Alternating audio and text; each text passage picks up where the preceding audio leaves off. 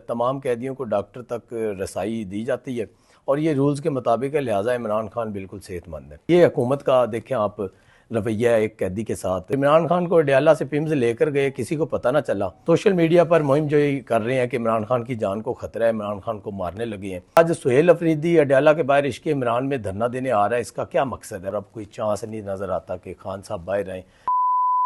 बोलूँ मैं पाक रब के बबरकत नाम से जिसके हाथ में मेरी जान है, जो मेरी सोच से बढ़कर मुझ पर मेहरबान है।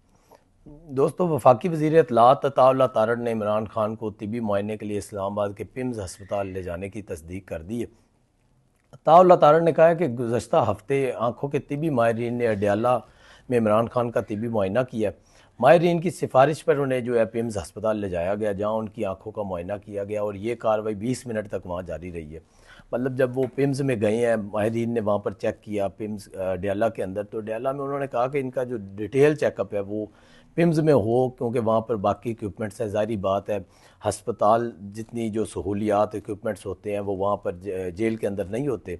तो उन्होंने वहाँ पर रेफ़र किया कि आप बेहतर यही है कि वहाँ पर इनका तफसीली जो है मुआयना करवा लें, तो वहाँ पर बाकी जो इक्विपमेंट्स है उनके ज़रिए इनकी जो प्रॉपर चेकअप हो जाएगा। तो वो 20-25 मिनट के लिए वहाँ पर ले जाया गया और वहाँ पर इनका मुआयना किया गया, तो डॉक्टर्स की सिफारिश पर ही किया गया।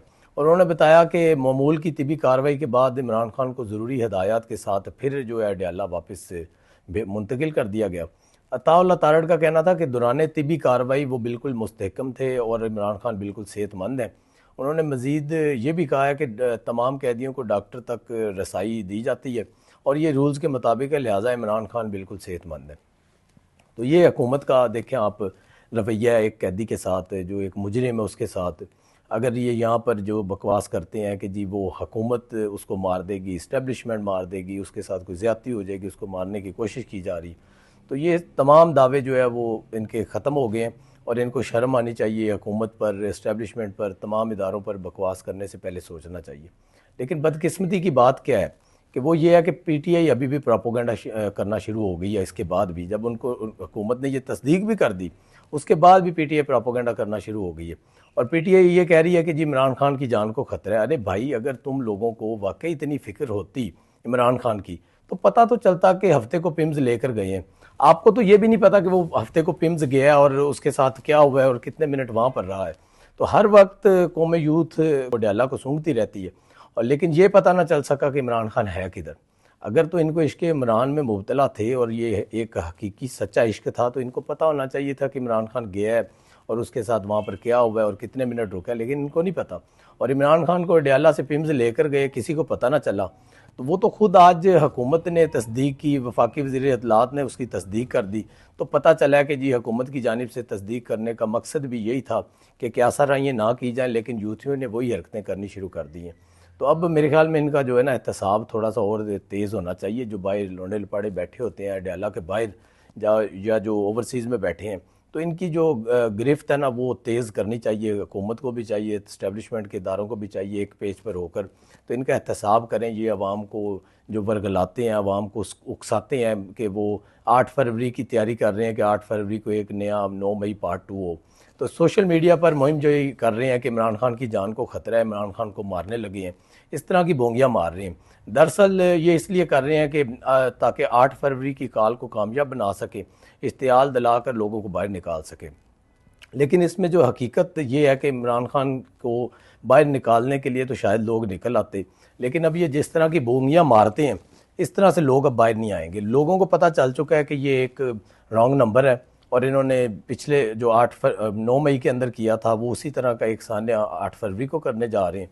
तो लोगों को इतनी अवेयरनेस आ चुकी है और दूसरा लोगों को ये पता चल चुका है पाकिस्तान के अंदर ख़ास तौर पे, ओवरसीज़ में अगर थोड़ा सा अभी शऊर की ज़रूरत है दिलाने की, लेकिन पाकिस्तान में आ चुका है कि जो यहाँ पर लोग हैं उनको ये पता चल चुका है कि इमरान खान ने पीछे जो 3-4 साल अपने दौरे हुकूमत में पाकिस्तान के साथ खिलवाड़ खेला और मईशत का जो एक चलता हुआ पहिया था उसको जनाब ख़त्म किया। उसके बाद आप जीडीपी देखें, हर तरह से जितने इंडिकेटर से पाकिस्तान के मस्बत जा रहे थे उन तमाम को नेगेटिव में लाने के लिए इमरान खान ने अपना जो कलीदी किरदार अदा किया, वज़दार सरकार को ले ले, अली मीन गंडापुर को ले ले और अब जो सुहेल अफरीदी को ले ले, तो इन्होंने कोई भी एक ऐसा रास्ता नहीं छोड़ा कि जहाँ से पाकिस्तान तरक्की की राह पर आगे निकल सके।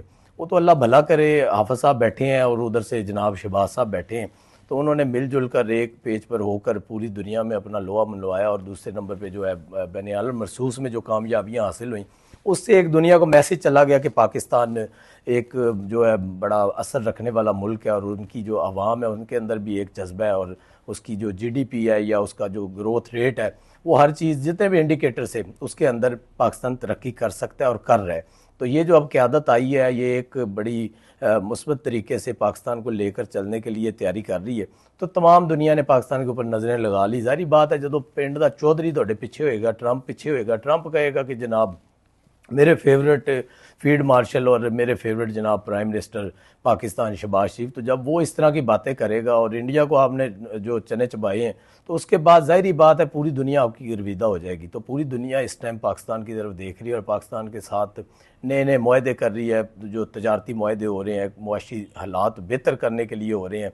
उसके बाद जो एटमी हथियार हैं हमारे, उसके हवाले से पाकिस्तान के साथ मुआहदे हो रहे हैं। तो अब ये बात तो साबित हो चुकी है कि जो जितनी पाकिस्तान की अवाम है ना, वो इस चीज़ से बाहर आ चुकी है कि जी इमरान खान को बाहर निकालना है या उसके पीछे लगना है। उनको पता चल गया ये एक रॉन्ग नंबर है, तो इसके पीछे नहीं लगना, और पाकिस्तान दुरुस्त सिमत में जा रहा है, तो इसको अब चलने दिया जाए। अब दूसरी तरफ आते हैं KPK में, तो वादी तराह में PTI बड़ी हमदर्दी दिखा रही है, और ये जो रियासत पर मुसलसल हमलावर है, तो हकीकत ये है कि इन्हें तरह का रत्ती बराबर भी दुख नहीं है। अगर रत्ती बराबर भी दुख होता तो आपको नज़र भी आ जाता, क्योंकि आज सुहेल अफरीदी अडयाला के बाहर इश्क इमरान में धरना देने आ रहा है। इसका क्या मकसद है? बंदा इससे पूछे भी इसका मकसद क्या है, क्या चाहता है ये। तराह में लोगों को बेयारो मददगार छोड़कर अडयाला में इंतशार फैलाने क्यों आ रहा है? मतलब कि वहाँ पर आपके लोग बेयारो मददगार हैं, मर रहे हैं, सिस्कियाँ लेकर मर रहे हैं, तो उधर आर्मी उनका जो है हमदर्दियाँ दे रही है उनको, और उनके साथ खड़ी है। दूसरे इदारे खड़े हैं जो फेडरल के हैं, तो आप यहाँ पर आ रहे हैं। आपको तो चाहिए, जिस तरह मरीम नवाज शरीफ, ये अभी पिछले साल फ्लड आया पंजाब के अंदर, तो मरीम नवाज शरीफ ने अपने जो जितने सीनियर वज़ीर थे, या ख़ास तौर पे मरीम औरंगज़ेब साहिबा थी, तो वो वहाँ पर 2 से 3 हफ्ते उन्होंने क़याम किया। तो वो अपना खुद उसके अंदर जो जितनी भी इमदादी कार्रवाइयाँ थी उसके अंदर सफ़े अव्वल में वो रही, पेश रहीं, ना कि वो किसी सर्किट हाउस में किसी जगह पर बैठ कर तो वो वहाँ पर अहकामात जारी करती रहीं। तो उन्होंने अपने जॉगर्स पहन कर, तो अपना उसी ड्रेस के अंदर जनाब उन्होंने दिन रात एक करके, रातों को भी नहीं सोई, मैंने देखता रहा हूँ उनकी वहाँ पर एक्टिविटी। तो वो रात को भी जनाब उधर किसी दरिया के इलाके में, किसी कच्ची आबादी में, किसी जगह पर किसी दुख दर्द जो जिनको था उनके साथ इस तरह खड़ी थी कि जैसे वो उनकी अपनी माँ बहन बेटी है। जिसके घर में आटा नहीं था उधर आटा पहुंच रहा था, जिसके घर में राशन का मसला था, खाने का था, जिनको रेस्क्यू करना था वो खुद जाकर रेस्क्यू करती रही हैं, जो 11, 22 की टीमें और जो दूसरी जो PDMA की टीमें थी। तो ये एक इस तरह का अंदाज़ अगर सुहेल अफरीदी साहब का होता, जो ये जो तरह का मसला था वो आज तक हल हो चुका होता। इतने दिन गुजर गए हैं, अभी भी वो वहाँ पर सिस्कियाँ लेकर लोग मर रहे हैं, बेयारो मददगार हैं, तो उनका कोई पुरसाने हाल नहीं है। और ये जनाब इश्क इमरान में मुब्तला यहाँ पर आ रहे हैं अडयाला के बाहर, तो इनको शर्म से जो सोचना चाहिए, डूब मरना चाहिए कि जनाब मेरी आवाम सिस्कियाँ ले रही है और मैं यहाँ पर जो अडयाला के बाहर आकर अपना चूरन बेच रहा हूँ। तो PTI के अंदर भी अब जो एक हकीकत पर मबनी बात है कि PTI के अंदर भी जो इनकी B कैटेगरी की, C कैटेगरी की जो टीम है, उसके अंदर भी अब मायूसी फैल चुकी है। PTI के अपने रहनुमा ये इजहार कर रहे हैं कि कोई भी इनको उम्मीद नहीं नज़र आ रही, कि कोई ऐसे आसार नहीं नज़र आ रहे कि बातचीत का रास्ता निकले। उनको वो भी अब थक गए हैं, उनको पता चल गया कि अब जो हालात हैं, हमारी पार्टी के अंदर 10 से 12 चिकट चौधरी हैं, हर एक ने अपनी 2 ईंटों की मस्जिद बनाई हुई है, अलग से अलग फ़िरका बनाया हुआ है। तो जब तक ये एक पेज पर नहीं होंगे कोई इनका रास्ता नज़र नहीं आ रहा। तो पाकिस्तान तहरीक इंसाफ और इस्टेब्लिशमेंट के दरमियान ना सिर्फ बिला वास्ता बल्कि बिल वास्ता राब्तों के तमाम ज़राए मुकम्मल तौर पर बंद हो चुके हैं। PTI के सीनियर जो ज़राए हैं उनके मुताबिक वफाकी कबीना के ऐसे अरकान जो अब PTI से भी राब्ते में नहीं है, मतलब बहुत सारे ऐसे वफाकी कबीना के अरकान थे जो अभी मौजूदा हुकूमत में, कि जो PTI के कुछ सीनियर लीडरशिप से, B कैटेगरी की या उनके चेयरमैन से और इस तरह के लोगों से राब्ते में थे, तो अब उन्होंने भी अपना राब्ता मुनक़ता कर दिया और वो कोई आसार नहीं नज़र आ रहे कि इनके लिए दोबारा कोई रास्ता निकल सके। तो जो माजी में गैर रस्मी या बैक चैनल रवाबत बरकरार रखते थे, ये तातुल उस वक्त पैदा हुआ है जब ये मामला पार्टी के लिए गैर मामूली सियासी अहमियत इख्तियार कर चुका है। मतलब जब उनको पता चल गया कि अब ये गैर मामूली और ये मतलब इस तरह का इनका कोई संजीदा रवैया नहीं है, तो ये जो वफाकी हुकूमत के जितने भी नुमाइंदगान थे, वफाकी वज़ीर थे, तो वो तमाम ने भी अपना राब्ता मुनक़ता कर दिया।